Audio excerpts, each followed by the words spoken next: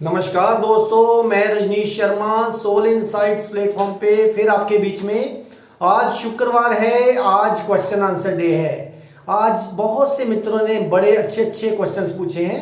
वो यूट्यूब पे पूछे गए हैं और थ्रू टेलीफोन और थ्रू व्हाट्सएप भी पूछे गए हैं।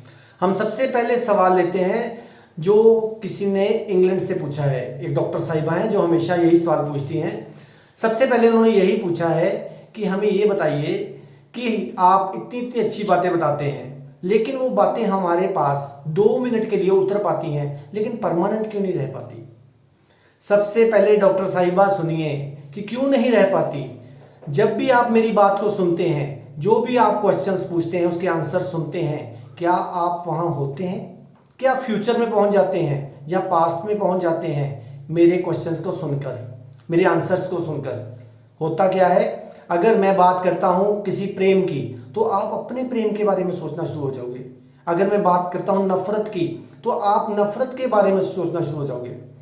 अगर आप चाहते हो कि मैं जो भी बोलूं वो आपके अंदर तक पहुंच जाए और वो आपका बीज बन के अंकुरित हो जाए, तो वहीं पे वर्तमान क्षण में रहिए। सिर्फ सुनिए, सिर्फ सुनिए।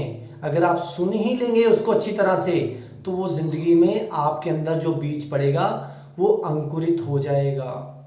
उसी समय आपके अंदर वो बीज पनपेगा और वो पेड़ बनेगा, और वो आपके अंदर जो भी मैंने उसका आंसर दिया है वो जन्म जन्मांतर तक खत्म नहीं होगा। अब एक और सवाल उन्होंने इसी से रिलेटेड एक और सवाल पूछा है कि हमें ये बताइए कि आप कहते हैं, सारी दुनिया कहती है कि परमात्मा के इच्छा के बिना पत्ता भी नहीं हिलता, तो फिर इतना देखिए महामारियां क्यों फैल रही हैं? इतने बाढ़ आ रहे हैं, फ्लड्स आ रहे हैं, तूफान आ रहे हैं, इतना कुछ हो रहा है। देखिए, आप सबसे पहले याद रखिए, हमारे जब भी संसार का, इसमें कोई शक नहीं है कि परमात्मा की इच्छा के बिना पत्ता नहीं हिलता। परमात्मा क्या है? परमात्मा है समता। परमात्मा क्या है? बैलेंसिंग। तो जब भी इंसान बैलेंसिंग बिगाड़ेगा, धरती की बैलेंसिंग बिगाड़ेगा, तभी हमारे ऊपर कष्ट आते हैं, क्योंकि परमात्मा तो सारे काम सही कर रहा है। जब भी आप इम्बैलेंस होते हैं, चाहे धरती पे चाहे अपने अंदर, तो तभी आपके अंदर बाढ़ आती है, आपके अंदर तूफान आते हैं, आपके अंदर बीमारियां आती हैं। अब देखिए, हम ये तो कह देते हैं कि परमात्मा ने इतने लोगों को मार दिया, एयर क्रैशिंग हो गई, इतने लोग मर गए, तो परमात्मा कहाँ पे है? तो आप कभी वो नहीं सोचते, जब वही पानी बाढ़ बन के आता है फिर आप सोचते हो अरे फ्लड्स आ गए, लेकिन जब वही पानी आपके खेतों की सिंचाई करता है, आपके खेतों में धान जहाँ धान्य उगाता है, तब कहाँ होते हैं आप? तब आपको परमात्मा की अनुकंपा नहीं दिखती? जब परमात्मा हमें विद इन सेकेंड्स एक शहर से दूसरे शहर में ले जाता है, तब आप उसकी अनुकंपा नहीं देखते हो? हम क्या देखते हैं? हम वही चीज देखते हैं जो हमें सेटिस्फाइड करती है। अब कहते हो कि इतनी महामारियां फैल रही, इतने लोग मर रहे हैं, लेकिन जो लोग बच रहे हैं उस पर परमात्मा की कृपा देखनी शुरू कीजिए। हम सोचते हैं नेगेटिव की तरफ। अपने आप को बैलेंसिंग कीजिए। जब आप बैलेंस्ड हो जाएंगे तो जिंदगी में कोई बीमारी नहीं आएगी, कोई इस तरह की घटनाएं नहीं घटेंगी। संसार की इम्बैलेंसिंग की वजह से ही ये सारी तकलीफें आ रही हैं। तो इसलिए करना क्या है? सिर्फ और सिर्फ अपने आप को बैलेंस करना है। अब दिल्ली से पिका जी ने पूछा है, ये सवाल बड़ा ही अच्छा था, तो लेकिन मेरे को तो उस दिन का आंसर नहीं सूझ रहा था, लेकिन आज रास्ते में आते आते इसका आंसर अपने आप ही आ गया। उन्होंने कहा कि एक लड़की अपने मायके घर पैदा होती है और ससुराल घर जाती है, वहां भी उसको पराई समझते हैं और वहां भी पराई समझते हैं। वैसे ये गलत बात है कि उसके मायके में उसको पराई समझा जाता है, बहुत कम है। तो उन्होंने कहा है कि फीमेल को क्यों नहीं इज्जत मिल पाती, या फीमेल क्यों नहीं एक शक्ति स्वरूपा बन पाती। सबसे पहले सुनिए, हर इंसान के अंदर 2 शरीर हैं, मेल का और फीमेल का। अब जो फीमेल है, जिसको आप कह रहे हैं उसको इज्जत नहीं मिल पाती, या उसको पराया समझा जाता है, वैसे मैं इस चीज से सहमत नहीं हूं, बिल्कुल सहमत नहीं हूं। सबसे पहले सुनिए, जो फीमेल है वो करुणावान है, वो ममता से भरी हुई है। अब देखिए, करुणा हो गया, ममता हो गया, प्यार हो गया, ये सारे स्त्रीलिंग हैं, ये स्त्रीण शब्द हैं। तो समझिए, जो औरत अपने आप को मर्द बनना चाहेगी, मर्द बनकर आगे बढ़ना, यानी कि अपनी अकड़ में या अहंकार में रहेगी, उसको हमेशा, मैं ये नहीं कहता ससुराल क्या, उसको परमात्मा भी पराया ही समझेगा। क्यों? क्योंकि परमात्मा ने उसको बना के भेजा है ममतावान, करुणावान, प्यार करने वाली। तो वो अगर वो मां स्वरूपा है, अगर वो एक पिता बनने की, मीन टू से कि एक मेल बनने की कोशिश करेगी, तो उसको हर जगह पराया ही समझा जाएगा। उसको क्या चाहिए? फीमेल बने। फीमेल का मतलब एक स्त्रीण गुण से भर जाए। तो मैं आपको लिख के देता हूं, किसी भी स्त्री को तंग नहीं किया जाएगा, कभी भी स्त्री को तंग नहीं किया जाएगा, क्योंकि वो तो साक्षात शक्ति स्वरूपा है। तो इसलिए हर औरत को औरत ही बनकर रहना चाहिए। अब इसी एक और सवाल पूछा है कि कर्म क्या है। हर चैनल पे कर्म के बारे में बताया जा रहा है, कर्म को कैसे ठीक करें। मैं तो हर बार हर एपिसोड में कर्म के ऊपर कुछ ना कुछ बोलता ही रहता हूँ। मैंने पिछली बार भी बोला था, जब आपके अंदर कर्ता भाव है तो आप कर्म में हो, जब आपके अंदर कर्ता भाव नहीं है तो आप कर्म से परे हो। कर्म वही बनता है, अगर आपने एक चींटी को मार दिया, जब मर गई तो कोई फर्क नहीं, लेकिन जब आपने सोच लिया कि हाँ मैंने मारा है, तो वो आपका कर्म बन गया। तो इसलिए अपने अंदर कर्ता भाव, अपने अहंकार को बिल्कुल खत्म कीजिए और वर्तमान में रहने की कोशिश कीजिए। जितना आप वर्तमान में रहेंगे उतना ही आप कर्म से परे हो जाएंगे।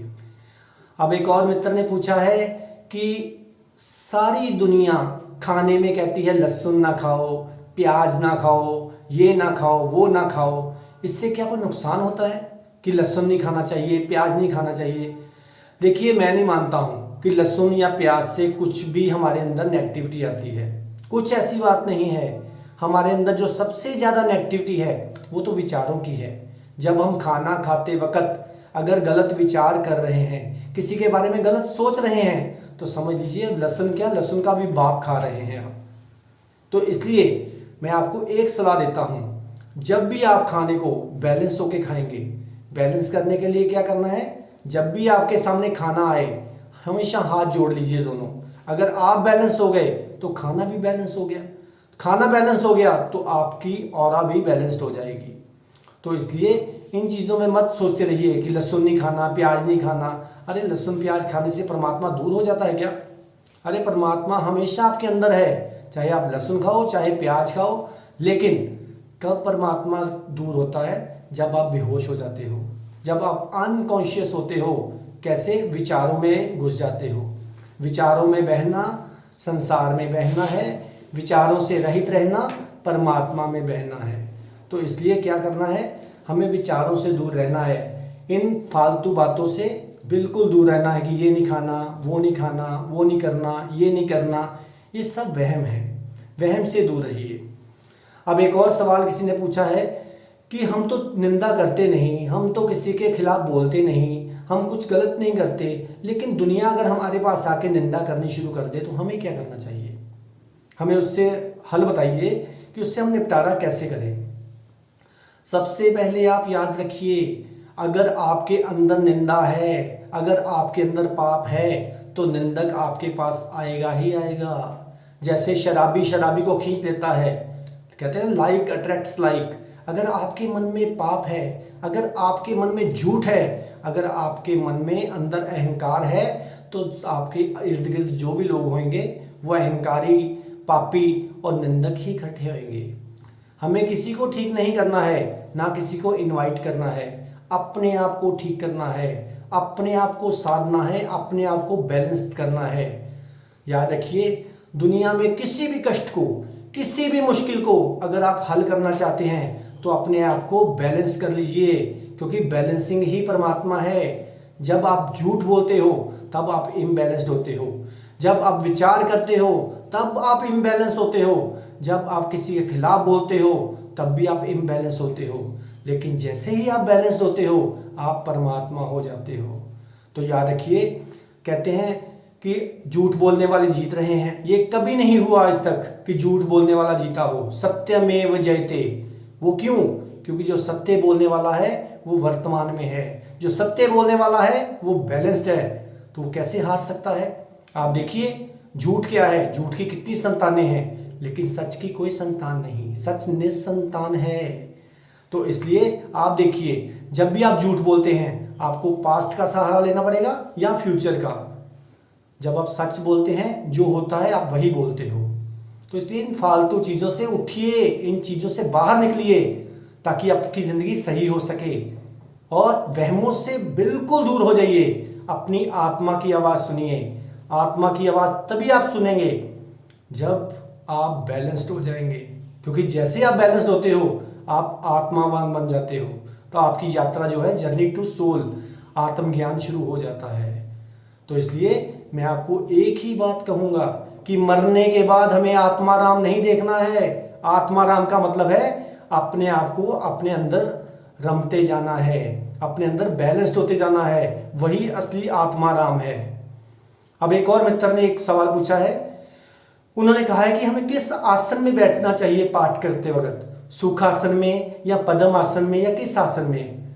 अब देखिए मैं किसी आसन की सलाह नहीं देता हूं, मैं कहता हूं जिसमें बैठ के आपको आनंद आए उसी आसन में बैठिए। सुखासन का मतलब ये है कि जहां आपको बैठ के बहुत आनंद आ रहा है, आप खुश हैं, वही सुखासन है। और पद्म आसन क्या है? पद्म का मतलब ही होता है फूल, कमल। अगर आप फूल की तरह खिले हुए हैं, खुश हैं, तो आप जिस हाल में भी हैं आप अच्छे ही आसन में हैं, आप पद्म आसन में हैं। कोई ये नहीं चौकड़ी मार के बैठ गए पद्म आसन में तो परमात्मा को पालेंगे।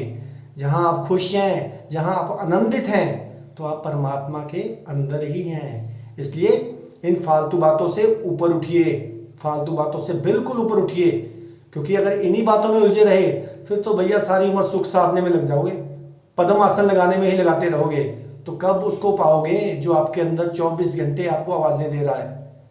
तो इसलिए इन चीज़ों से दूर हो जाइए, वहमों से बिल्कुल दूर हो जाइए। अपने आप को सुनिए, किसी को ना सुनिए, किसी को एक माइलस्टोन की तरह लीजिए, वो इशारा दे रहा है, इशारे को पकड़ के मत बैठिए, इशारे से आगे बढ़िए। और भी बहुत से सवाल हैं, लेकिन अगली बार इस टॉपिक्स पे बहुत से टॉपिक्स और भी हैं, मैं बात करूंगा। तब तक आप मेरे चैनल को सब्सक्राइब कीजिए, सोल इनसाइट्स _RV रजनीश। तब तक आप खुश रहिए, आबाद रहिए, जिंदाबाद रहिए। नमस्कार।